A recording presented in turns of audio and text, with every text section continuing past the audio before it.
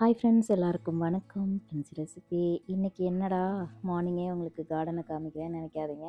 Actually morning ஒரு 5:30க்கெலாம் நான் கார்டனுக்கு போகிற மாதிரி எனக்கு ஒரு சுச்சுவேஷன் வந்தது. அதனால் இன்றைக்கி போனேன். எதுக்குன்னா நம்மளுக்கு வந்து இன்றைக்கி ஃபுட்டுக்கு தேவையான பொருட்கள் அங்கேருந்து எடுக்கணும். அதனால போனேன். கொஞ்சம் தக்காளி, அப்புறம் பச்சை மிளகா, கொஞ்சம் பழுத்த மிளகாலாம் இருந்தது. அப்புறம் வந்து பூவும் வேணும் எனக்கு. ஸோ அதனால் பூவெல்லாம் எடுத்துகிட்டு அப்படியே வந்தேன். அதை தான் உங்களுக்கு கூட இதில் ஷேர் பண்ணுறேன். இது நம்ம மாடி தோட்டத்தில் எடுத்த ஃப்ளவர் காய்கறிகள். அப்புறம் வந்து பிரியாணி இலை வேணும் எனக்கு. ஸோ அதுக்காக போனேன், ரம்ப இலை எடுக்கிறதுக்காக. ஸோ மெயினாக போனது ரம்ப இலைக்கு. அப்படியே போகும்போது இதெல்லாம் கொஞ்சம் எடுத்துகிட்டு வந்தேன்.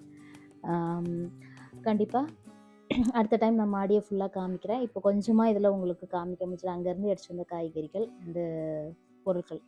அப்புறம் வந்து இன்றைக்கி குக்கான் நம்ம சேனல் பார்க்குறவங்களுக்கு சொல்கிறேன், அண்டு பார்க்காதவங்களுக்கும் சொல்கிறேன். சப்ஸ்கிரைப் பண்ணிவிட்டு பாருங்கள், லைக் பண்ணுங்கள், ஹைப் பண்ணுங்கள், சேனலுக்கு சப்போர்ட் பண்ணுங்கள். வாங்க வீடியோக்குள்ள போகலாம்.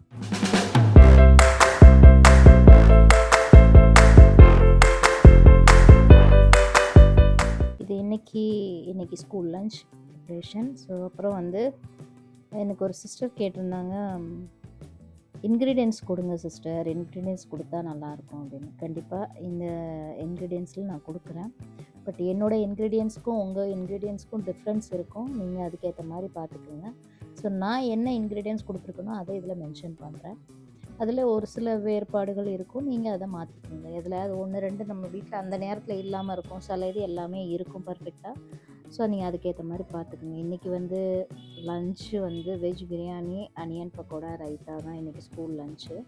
அதே மாதிரி இந்த மசாலாவும் வந்து நான் வீட்டிலே ப்ரிப்பேர் பண்ணி போடுற மசாலா. நான் வந்து கடையில் வாங்க மாட்டேன் maximum garam masala. So already நான் நம்ம சேனலில் கொடுத்துருக்கேன் கரம் மசாலா எப்படி வீட்டில் ப்ரிப்பேர் பண்ணுறதுன்னு. அந்த வீடியோவில் பாருங்கள். உங்களுக்கு வேணும்னா அதோடைய லிங்க்கும் நான் இந்த வீடியோ கீழே கொடுக்குறேன். நீங்கள் பார்த்துட்டு அதுக்கப்புறம் அதை ப்ரிப்பேர் பண்ணி வச்சுக்கோங்க. ஸோ நான் வெளியே மேக்ஸிமம் வாங்குறது கிடையாது. ஸோ ஃபஸ்ட்டு நம்ம எண்ணெய் போட்டுட்டு அந்த அந்த ஸ்பைசி ஐட்டங்கள்லாம் நம்ம எண்ணெயில் போட்டுட்டு வெங்காயம், உருளைக்கிழங்கு, கேரட், அது கொஞ்சம் ஹார்டாக இருக்க ஐட்டங்கள்லாம் ஃபஸ்ட்டு போட்டு வதக்கிட்டு இந்த கோல்டன் கலர் வரும்போது, ரொம்ப ரொம்ப கோல்டன் கலரில் நார்மல் கோல்டன் கலர் வரும்போது தக்காளி, பச்சை மிளகாய் அதெல்லாம் போட்டுருங்க. ஸோ மார்னிங் எப்போவுமே எனக்கு கொஞ்சம் ஹரிபரியாக இருக்கும். மார்னிங் கிச்சன் வந்து ஏன்னா 4 அடுப்புலையுமே 4 பக்கமும் 4 இது வச்சிட்ருப்பேன். அந்த மாதிரி தான் எனக்கு இருக்கும் மார்னிங் கிச்சன் மட்டும் எப்போவுமே. ஒரு 11:00 அப்புறம் எனக்கு அந்த ஒர்க் இருக்காது. அதுக்கப்புறம் இந்த வெங்காயம் இதெல்லாம் போட்டு வதக்கிட்டு இஞ்சி பூண்டு பேஸ்ட்டு ஒரு ஹாஃப் குக்கிங் ஆகிற டைமில் நம்ம இஞ்சி பூண்டு பேஸ்ட்டையும் அதிலே போட்டுடலாம். பிரிஞ்சி இலை வந்து ட்ரையும் போட்டிருக்கேன். இன்னொன்று வந்து நான் வந்து கொத்தமல்லி இதில் சுத்தமாகவே போடலை. ஏன் போடலைன்னா ரம்ப இலை போடுறதுனால நான் இதில் கொத்தமல்லி போடலை. புதினா போட்டேன். நம்ம மாடி தோட்டத்துலேருந்து புதினா எடுத்துகிட்டு வந்து புதினாவும் ரம்ப இலையும் நான் இதில் ஆட் பண்ணியிருக்கிறதுனால கொத்தமல்லியை நான் ஸ்டாப் பண்ணேன்.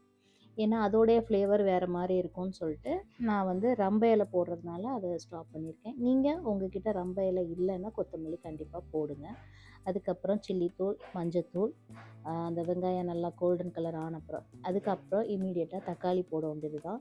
தக்காளி போட்டுட்டு நல்லா மிக்ஸ் பண்ணிகிட்டு இருக்கும்போதே தயிர் போடணும். தயிர் கொஞ்சம் ஒரு ஒரு ஹாஃப் குக் ஆற அந்த ஸ்டேஜில் நம்ம தயிரை போட்டுடலாம் இமீடியட்டாக.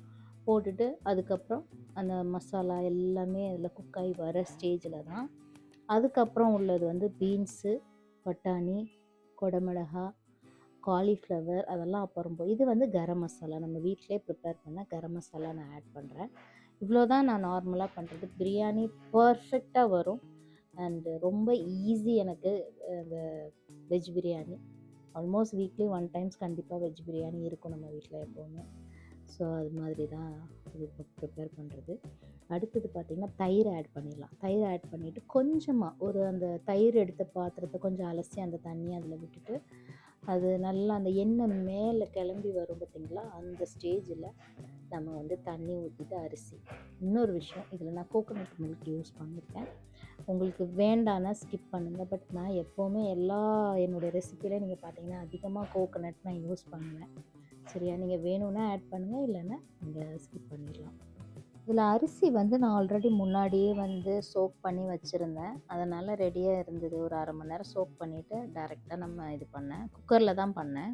இப்போ இப்போ இந்த பிரியாணியில் போட்டோம் இல்லையா ரம்ப இலை, ஸோ மார்னிங் ஒரு 5:30 கிட்ட நான் மாடிக்கு போயிட்டு 5:30 5:40 கிட்ட இருக்கும்னு நினைக்கிறேன் நான் போகும்போது.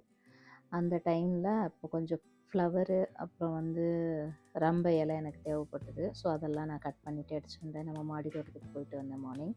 அதையும் உங்கள் கூட இதில் ஷேர் பண்ணியிருக்கேன். தக்காளி, பச்சை மிளகாய், கத்திரிக்காய், அது என்னெல்லாம் காய்கறி இருந்ததோ அதெல்லாம் கொஞ்சம் கலெக்ட் பண்ணிட்டு வந்தேன். ரொம்ப நேரம் அங்கே நிற்க முடியல. ஏன்னா நான் கீழே அடுப்பில் வச்சுட்டு தான் நான் மாடிக்கு போயிருந்தேன். அதனால் ரொம்ப நேரம் நிற்க முடியல.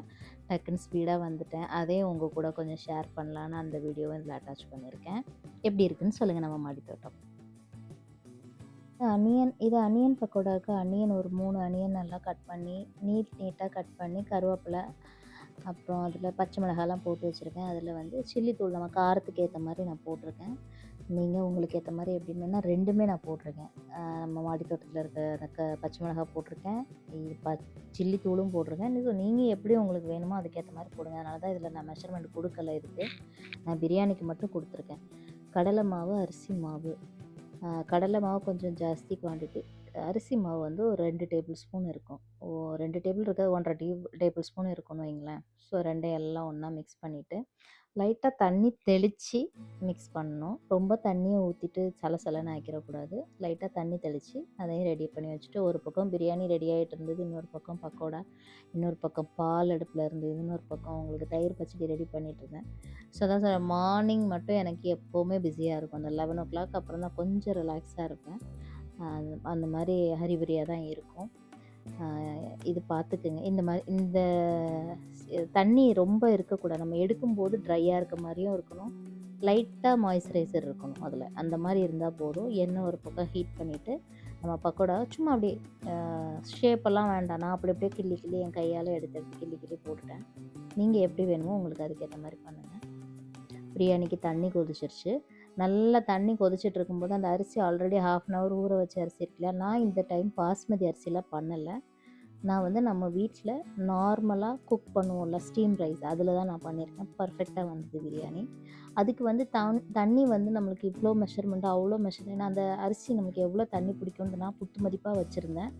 அதுக்கப்புறம் லாஸ்ட்டாக கோகோனட் வச்சுருந்தேன். இது வந்து நம்ம லாஸ்ட்டாக அந்த எண்ணெய் ஹீட் ஆனோடனே அனியன் பக்கோடாவுக்கு எல்லாம் அப்படியே கிள்ளி போட்டுட்டு அது ஒரு பக்கம் ரெடி ஆகிட்டுருக்குது.